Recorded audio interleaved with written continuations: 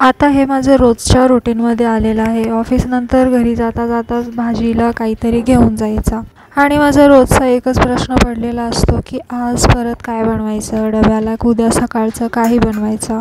तर काल येताना काही जास्त विचार न करता एक मेथीची जुडी घेतली, एकदम छान कोवळी लुसलुशीत अशी फ्रेश एकदम छान मेथी होती.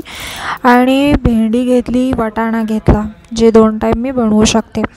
आणि आता मग मेथीची भाजी घेतलीच आहे. म्हटलं चला आता बरेच दिवस झालं छान मेथीचे पराठे बनवूयात.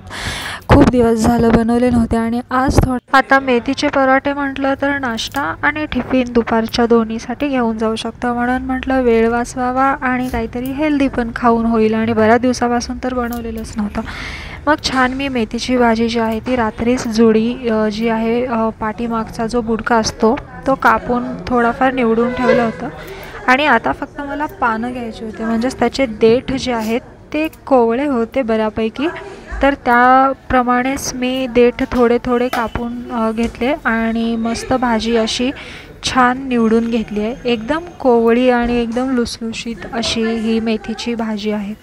आता ही भाजी जी आहे ती मी स्वच्छ पाण्याने पहिले धुवून घेते 2 ते 3 पाण्याने आणि त्याचा पाणी वगैरे वितळून माझ्याकडे जे चॉपर आहे, मी यामध्ये कधी भाजी बारीक नाही ट्राय केली, म्हणजे नेहमी चाकूनीच कट करून घेतले. तर भाजी धुवून घेतली होती तीच मी चॉपरमध्ये टाकून बारीक करायला बघते, पण ह्या चॉपरने मला धोका दिला. ह्याच्यामध्ये काय भाजी झाली नाही. कधीपासून मी हे दोरी खेचतच होती पण हे काय अडकूनच राहिलं. तर मग मी शेवटी चाकूनेच बारीक व्यवस्थित भाजी जी आहे ती कापून घेतली आणि एक साईडला ठेवून घेतली. आणि आता मी वेळ न लावता एका मिक्सरच्या भांड्यामध्ये आपल्याला हिरवी मिरची, अद्रक आणि लसूण जे महत्त्वाचा रोल निभावतो आपल्या पराठ्यांमध्ये, जे टेस्ट येते उत्तम ती लसूण आणि अद्रकमुळे जास्त करून.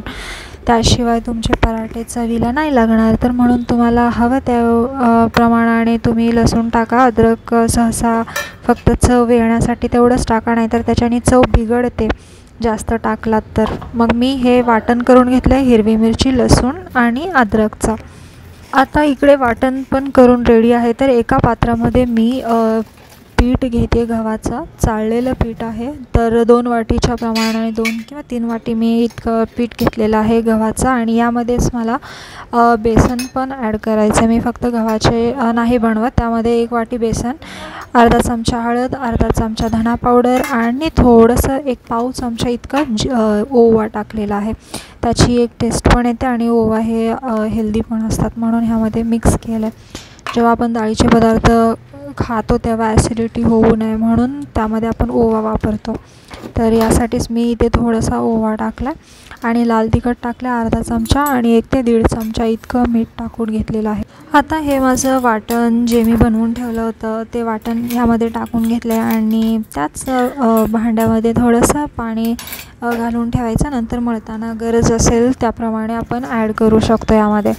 आणि इकडे मेथी जी कापून ठेवली होती ती याच्यामध्ये पण मिक्स करायची आहे. अगोदर मेथी आणि मीठ वगैरे टाकलं आहे आणि थोडंसं कोथिंबीर पण मी इकडे बारीक कापून घेतली आहे. ते पूर्ण व्यवस्थित पिठामध्ये घुसळून घ्यायचं. आपल्याला मग समजेल की आपल्याला पाणी किती टाकायचं आहे, त्याप्रमाणे हे पूर्ण भिजवून घ्यायचं आहे पीठ आपल्याला. तर असं करत करत मी लागेल त्याप्रमाणे पाणी यामध्ये टाकलं आहे आणि पीठ मळायला घेतलेलं. आता आपण मेथीचे पराठे काय रोज रोज नाही बनवत, पण आता सीझन आहे तोपर्यंत मेथीचा सीझन म्हणजेच फ्रेश भाजी भेटते एकदम आणि स्वस्त पण असते. नेहमीप्रमाणे म्हणजे कसं 50-60ला जुडी मेथी असते, तर आता आपल्याला 20-30 रुपयामध्ये भेटून जाते आरामात. तर मग असेपर्यंत आपण हे असे चांगले पदार्थ बनवून खायचे. तर त्यासाठी मी पण मेथीचे आज पराठे बनवायला घेतलेले आहेत आणि छान असा पिठाचा गोळा बनवून इकडे रेडी होत आहे. थोडंसं मळताना चिकटपणा जाणवतो कारण मी मेथी जी आहे ती एकदम भरभरून यामध्ये टाकली आहे, जेणेकरून चव पण जबरदस्त येते आणि एकदम हेल्दी आहे. सगळं पोटामध्ये जातं व्यवस्थित. तर मग झाला आहे ऑलमोस्ट माझा इकडे पिठाचा गोळा रेडी आणि आता फक्त बाकी आहे माझा आता बनवून घ्यायचा फटाफट. तर आता रोज काही ना काही वेगळं दाखवायचं आहे आपल्याला, बनवायचं आहे, रोज काही ना काही वेगळं खायचं आहे असं प्रत्येकाची इच्छा असते. मग काय खाणार ना, तर जास्त करून मी हेच म्हणजे ट्राय करत असते की आपल्या ज्या पालेभाज्या आहेत नॅचरल आपण पालेभाज्या म्हणा किंवा चांगल्या फळभाज्या ह्याच खाल्ल्या पाहिजेत, आरोग्यासाठी चांगलं असतं. म्हणून मग मी हेच बनवायला घेत असते. तर आता एका पाट्यावरती पोळपाट जे आहे त्यावरती तेल लावून घेतलं आहे, कुठल्याही प्रकारचं पीठ न लावता.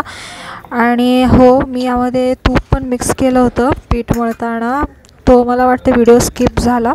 थोडंसं पीठ मळतानाच तूप टाकलेलं, कारण पराठ्यांना वरून तूप लावत असताना ते थंडीच्या दिवसामध्ये तूप ते वरती पूर्ण पांढरट होतो पराठ्यावरती. म्हणून मी तुपाचं प्रमाण जे आहे ना ते 1.5-2 चमचे पीठ मळतानाच त्यामध्ये टाकून घेतलं होतं.